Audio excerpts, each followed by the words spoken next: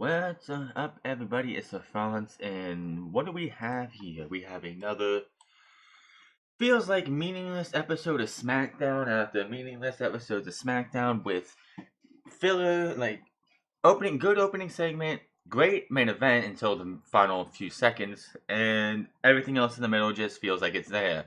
We did have a number one contendership main event between Kevin Owens and Sami Zayn, which ended in a finish that I figured anyone would really know that was going to happen. I mean, just the way it ended. We had Bobby Roode take on Rusev Day, where they had the ample opportunity to finally pull a double turn and have Bobby Roode be heel, what he desperately needs to be, and Rusev babyface, which he is in the fans' eyes, but in WWE's eyes, he's still a heel, especially when you have Aiden English coming out and singing and bashing the crowd. And again, WWE decided to use these graphics that they've used for the last week. They had sing-along. They revived the sing-along of the Golden Truth days for Aiden English, which is just so stupid as can be. You had Daniel Bryan give out the top 10 list, which I think that, in my opinion, the top 10 list should not include champions. This one does. It includes pretty much every champion except, I think it does include every champion on the SmackDown roster right now. I could be totally wrong. Yeah, it has every champion on the SmackDown roster right now, which I don't think it should, but it does. But in between the good promo that started the show and the main event and the main event, the rest of the show just felt They was disappointed with the fact that they squandered this ample opportunity. And Randy Orton strikes out of nowhere when you least expect it, and I wonder why. Maybe it has to do with his ranking on the top 10 list, which we'll get into later. But SmackDown is just becoming good promo, good main event, nothing else in the between. Like, great opening and end, but nothing in the middle. It's like a disappointing book that it's like reading a book that starts out great and like you're just trying to get through the middle part of it because the middle part of it is just so slow and boring. And then it picks up towards the end and you don't get what you want at the end, but you get an okay ending. Just same, and also like a movie too, where it's like starts off great, the middle portion of the movie is just drab and boring and takes forever, and then the end it's all rushed together with action scene after action scene, and it's a car crash in the end. We do have our main event for Fastlane. It was made tonight. You have, of course, because of the main event,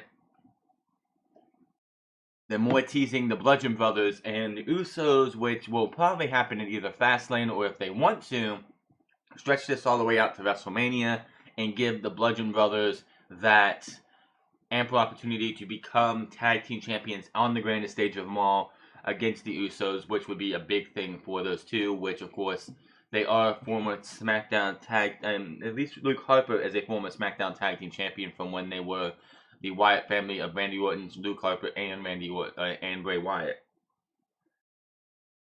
But getting into the show here, we had SmackDown Live start off with Daniel Bryan and Shane McMahon in the ring, and Shane McMahon questions why Daniel Bryan is being so favoring the same two superstars over and over and over and over and over. So, yes, and of course we have AJ Styles come out and he lays down what his thoughts on these two obsessing, as he says, over Sami Zayn and Kevin Owens and how it affects him. Smackdown Live is the land of opportunity, and that's what we both signed on for. We signed in, and one of the keys to our success is that each and every week we listen to all of you. All of you. You determine an immense amount of things that happen on SmackDown Live, and when you guys all feel Really, Shane, that is the most hypocritical thing. So we determine what we say when we're in the crowd, which I've never been to a WWE live event. I would love to go, but when the crowd is sitting there booing or like not responding to somebody, yet you give Jinder Mahal the WWE Championship for 6 freaking months last year. 6 poor, horrible, terrible months. That comment right there is just so hypocritical. The fact that you sit there and say, "Oh, we decide. Oh, we are the ones who help you decide who's going to be in charge, who's going to have the opportunities." You give Jinder Mahal the title for 6 months, and within the first month and a half, there was dead silence when he comes out. Which, as we all know in the wrestling business, any reaction is a good reaction. So when your WWE champion is coming out to nothing, no boos, no cheers, nothing but silence. Yet you had the title on him until somebody woke up one day and was like, well, we got to get the title off of Jinder because he's doing nothing for the product, and you put it on AJ Styles, where it should be until he loses it to Nakamura at WrestleMania, which I hope they still have going on. So for him to say that after the Jinder Mahal title reign we had last year just makes me laugh inside, like how stupid you sound after that entire title reign of Jinder Mahal last year. So that a superstar deserves an opportunity, it is up to us to take that and give he or she that opportunity. You keep giving the same two superstars opportunity after opportunity. You saw the WWE. I knew WWE was going to cut this out, but as soon as he's finished saying that, he was about to tell Daniel, "I don't think you're listening," and a massive Rusev Day chant from the crowd breaks out, and he's like, "Duly noted." So of course WWE, who clearly doesn't want Rusev Day to be over as it is, they cut this out of this promo. So yeah.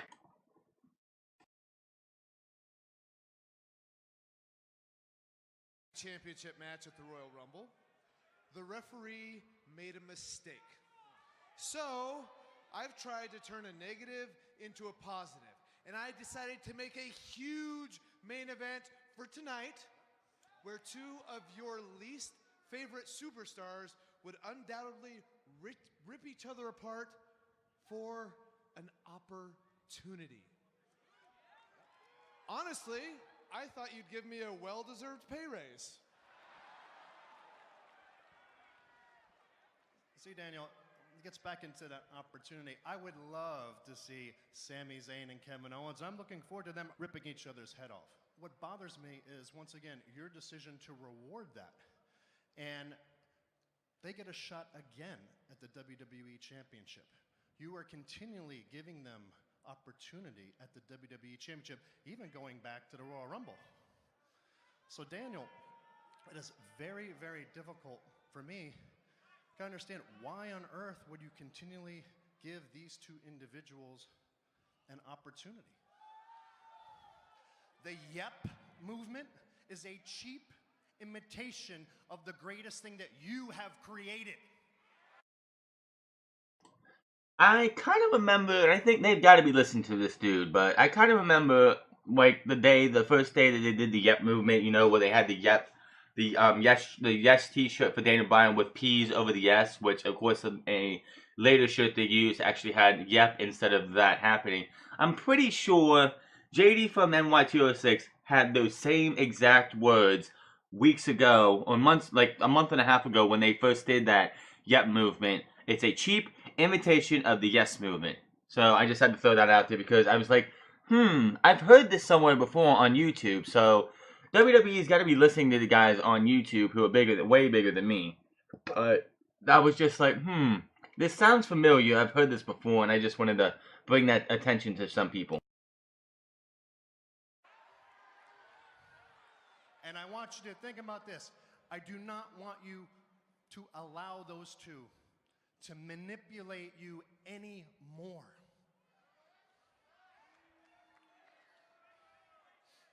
I know you feel for them. I also know that more than anything in this world, you would love to compete in this ring. More than anything.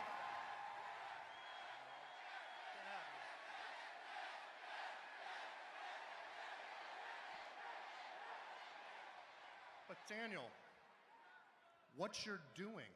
Wait. Hold on, Shane. What exactly is it that I'm doing?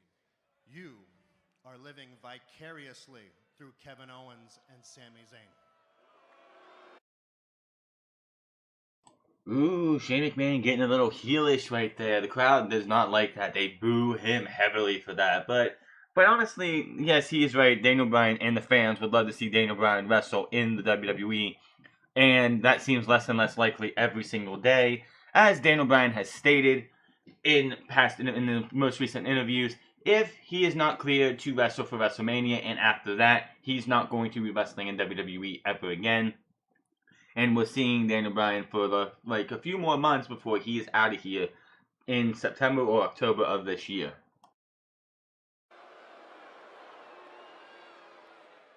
You know, since the new year started last month, I've traveled over 10,000 miles defending this championship right here. I've been all over the world competing at the highest level because that's what I do. I was put on this planet to be phenomenal. You see, I can deal with the bumps and the bruises and the pain that goes along with it. I can deal with canceled flights. I can deal with the travel that takes me away from my family for days at a time. That's part of the grind. And I was built for the grind. But what I can't deal with is Smackdown Live management obsessing over Kevin Owens and Sami Zayn. And I'm not just talking about you, Daniel. I'm talking to you too, Shane. You see, every time you guys make a decision based on Kevin Owens and Sami Zayn, it affects me. Now, I'm a fighting champion. I don't care who wins the night.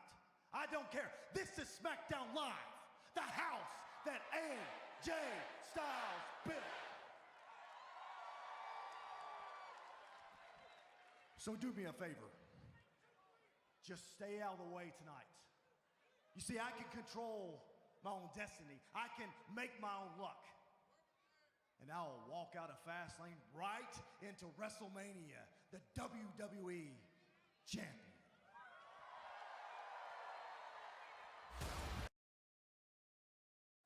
And we all hope that's still going to happen. WWE has the ample opportunity to have a real main event at WrestleMania, and I'm hoping that they don't screw this up.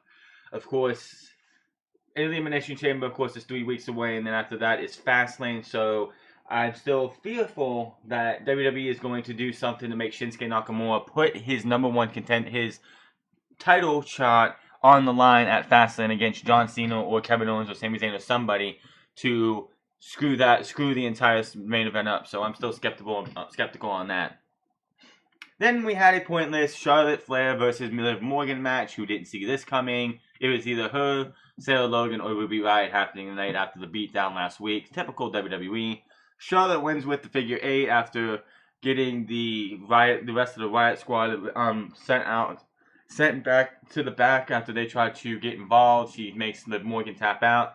So I have a feeling that if Charlotte's going to defend her title at Fastlane before WrestleMania, which of course we should know if Asuka is going for SmackDown or Raw's title by then, she is probably going to be facing either Ruby Riott or Sarah Logan, depending on which one they want her to lose to. Because after the match, she goes to the commentary desk and screams, "1 down, 2 to go."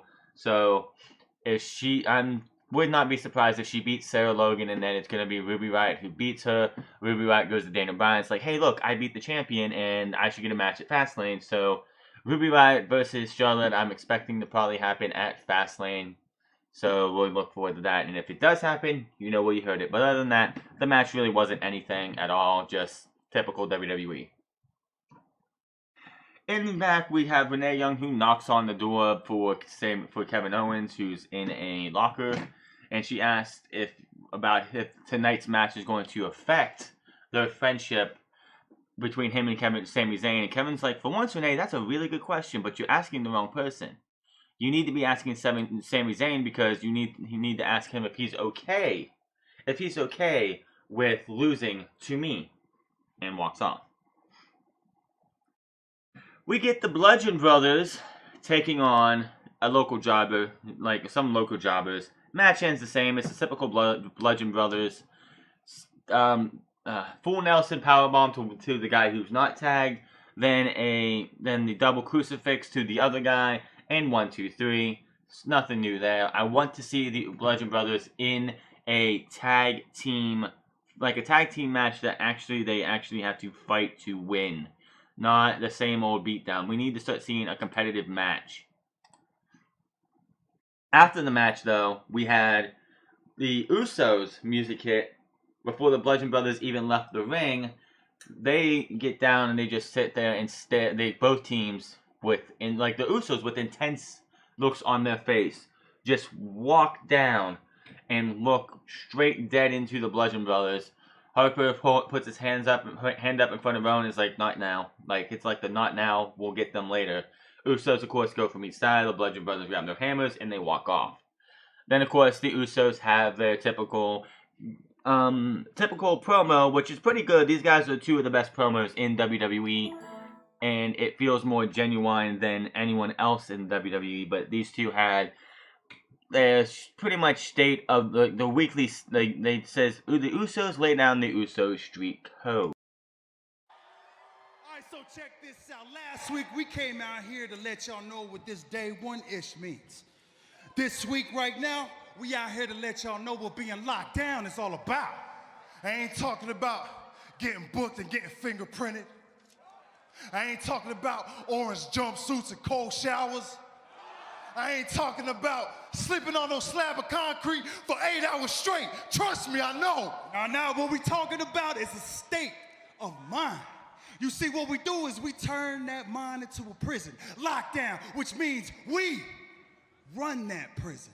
Think about that. Yes, we do. A lot of cats out here starving, Oos. A lot of cats out here acting real hungry. Hey, I ain't talking about cupcakes or bonbons, Oos. No, we talking about the hunger for success. Hey, y'all can't eat until we say you can't eat. A lot of cats out here acting thirsty. Yeah. They out here reaching, looking real thirsty. Ain't talking about lemonade, Kool-Aid, or none of that purple stuff. Nah, Oos, we talking about the thirst to be in that spotlight. Take a sip of this holy ground. You can try to. I'll split you like the Red Sea. Ooh-wee. A lot of cats out here sleeping on the Usos. They out here sleeping on the Usos. Ain't talking about no bedtime stories or bunk beds. Nah, Us, we talking about 2017 was the come up for the Usos. Yeah. It was a turnaround for the Usos. I'm talking about we went from face paint to snapbacks. We went from rainbow colors to white and black. We went from wrestling tights to the all whites. We went from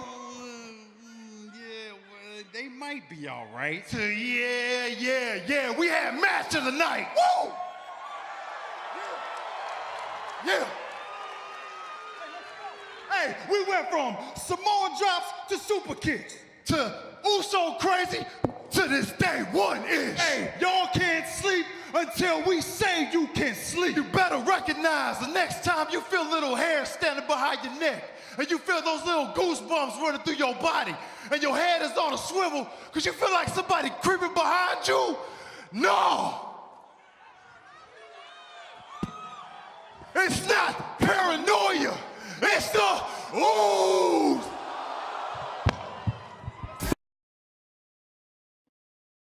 Absolutely, two of the best promos in WWE, and yes, 2017 they went from being they're just another tag team to the best tag team in all of WWE, maybe even all of wrestling. I think the Young Bucks would have things to say about that in other tag teams, but definitely best tag team on the main roster in WWE overall. Definitely one of the they just straight gold. The difference between them and other promos that you usually hear is that they don't feel scripted. This stuff actually feels like it's coming from Jimmy and Jay. And speaking of Jay, I never noticed until this promo, but he has like the top, his teeth has like, he has like grills on his teeth that I've never noticed before. That's something I put out there. But definitely another great promo. The Bludgeon Brothers and the Usos will be happening soon, but I don't want to have the Bludgeon Brothers go into this Uso feud or this match with the Usos until I see them actually have some competitive matches. They've beaten down they ended the Hype Bros pretty much. They beat down Breezango twice. They beat down the Ascension run through jobber after jobber, and what's next for them? We need to start seeing them have competitive matches. I mean, there's not too many tag teams that you want to have them kill, but you want to at least have like them go up against Gable and Benjamin, and then they actually have to wrestle a 5-minute match, maybe 10-minute match. You can't just have a team like the Bludgeon Brothers come in, wrestle 2-minute matches with jobbers all the time, and then go against a team like the Usos or the Gable and Benjamin or the New Day, and actually expect them to have a good match against them, a long good match, if all they've done is squash matches. So hopefully we'll see the Usos and the Bludgeon Brothers at WrestleMania, not Fastlane. Hold that off. Have the Bludgeon Brothers face like the New Day or Gable and Benjamin at Fastlane, and have them have to earn themselves a shot at the titles and make it a competitive match. Not AJ, but Daniel Bryan, of course, he's in the back. He doesn't actually come out to the ring for this, which was really surprising. But he names the first ever WWE Smackdown Live Top 10. Number 10, Ty Dillinger. Number 9, Randy Orton. Number 8, Becky Lynch. Number 7, The Usos. Number 6, The New Day. Number 5, Bobby Roode. Number 4, Naomi. Number 3, Shinsuke Nakamura. Number 2, Charlotte. And number 1, AJ Styles. I said it earlier when I started this today. But I don't think I think they should have ranking systems that don't include the champions, because why would the champions need to be ranked? They are the champions. You should have singles, tag team, and US and women's championship ranking system. You have the mid-carders in the US. You have maybe a mid-carder, like a higher up mid-carder who's not in the US Championship run on the WWE Championship, or like you have AJ Styles as a champion, you have Owen, Zayn,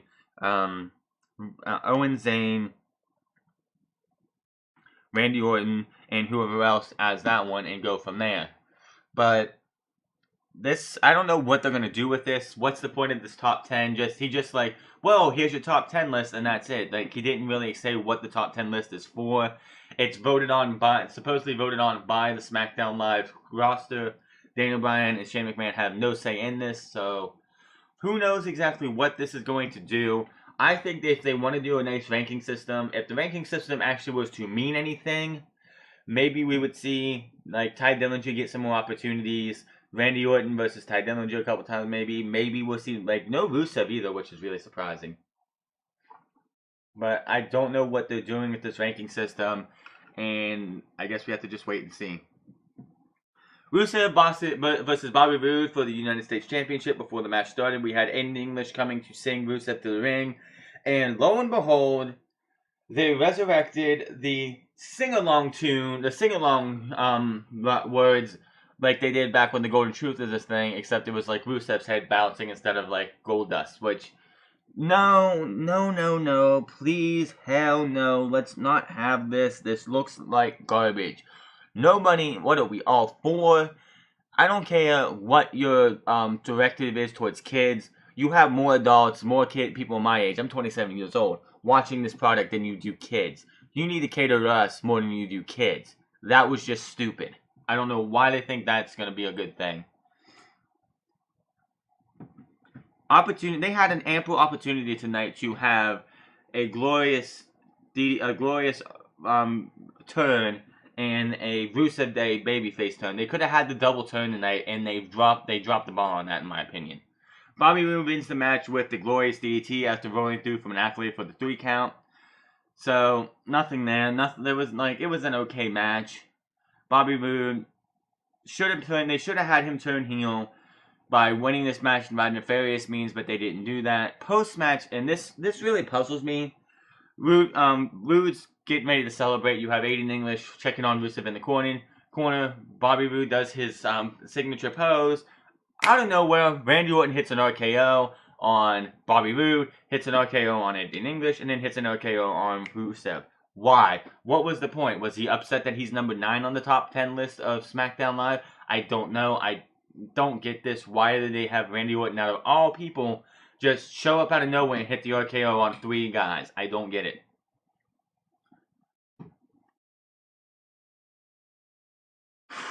They did announce, and this makes no sense to me. They announced next week Baron Corbin will take on Dolph Ziggler, who has yet to explain why he lost the WWE United States Championship on the mat last month and then show up in the Royal Rumble at number 30 to only be eliminated a minute and a half later.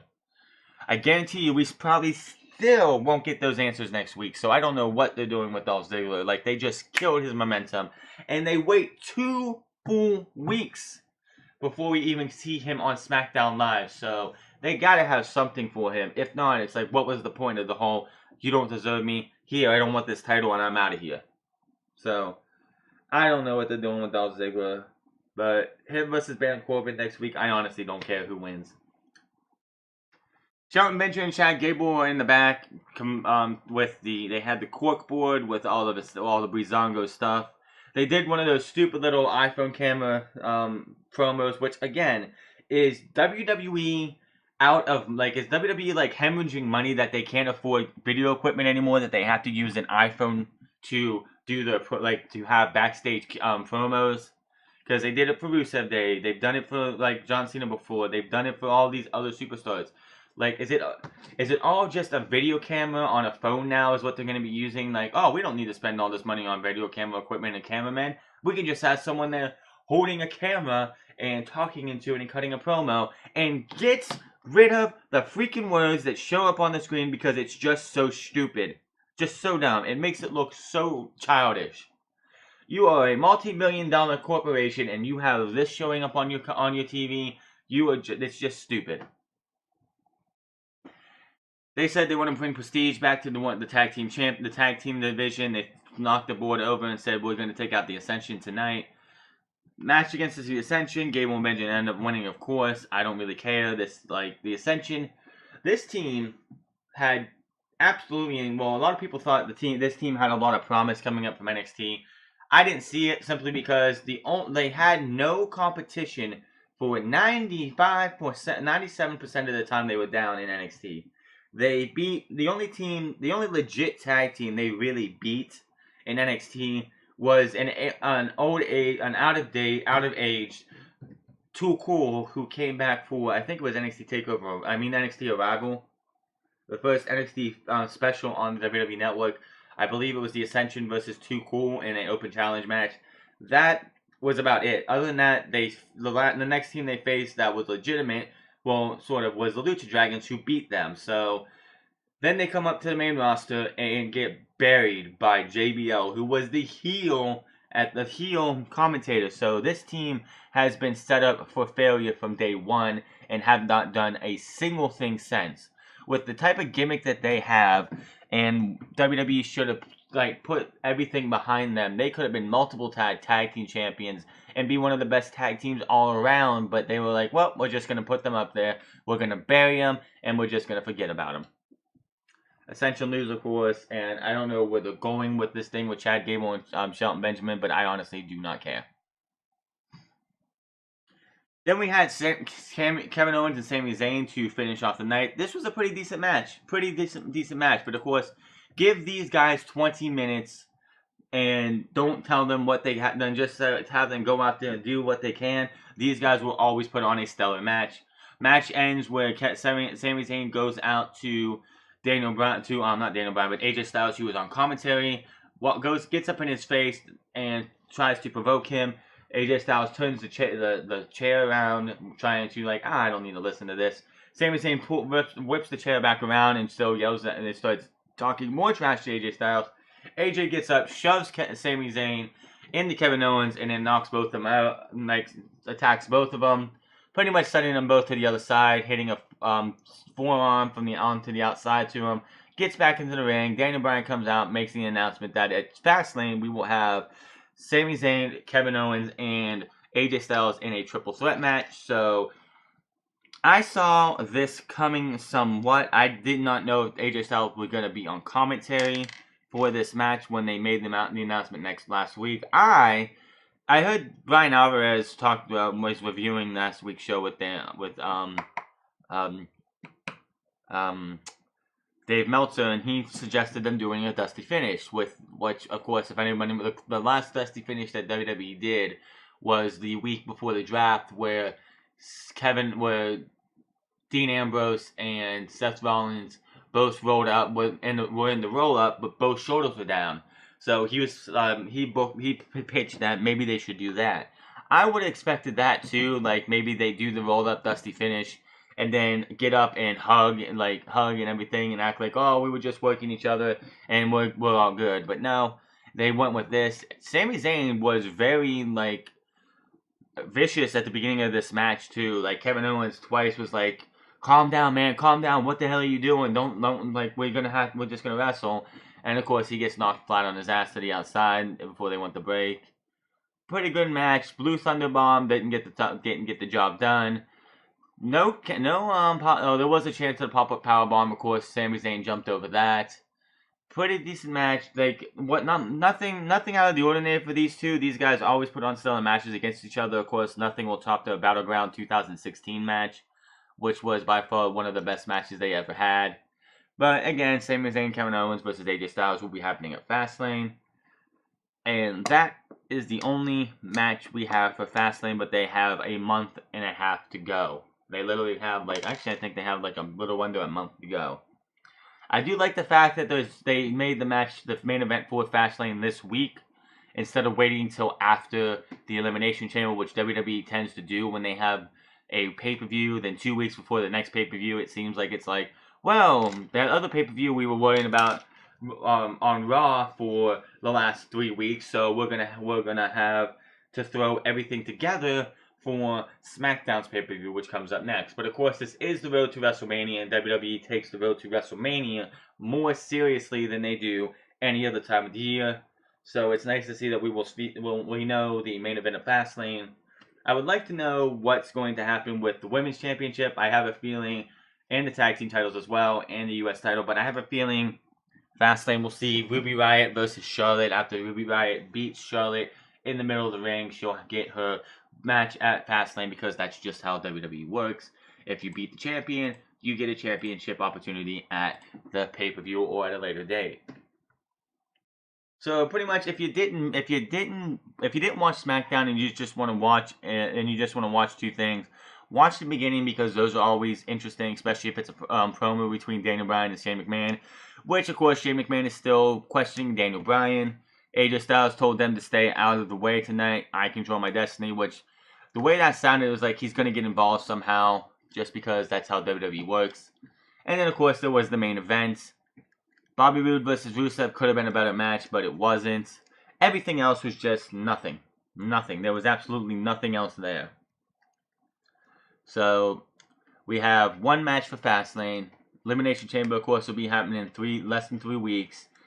WrestleMania in 60-some days, I believe still. We are on the road to WrestleMania, and it's going to be a bumpy ride. It will start ramping up even further after the Elimination Chamber, when we know who's going to be facing Brock. Roman Reigns all the way.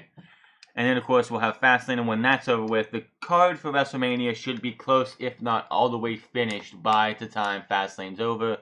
Again, until we have the final card for Fastlane booked, I do have fear that WWE is going to go with the Shinsuke Nakamura being talked into putting his championship title opportunity at WrestleMania on the line between him and Randy Orton, or John Cena, or Zayn, or Owens, or probably all of them. It'll probably be a fatal 5-way with somebody.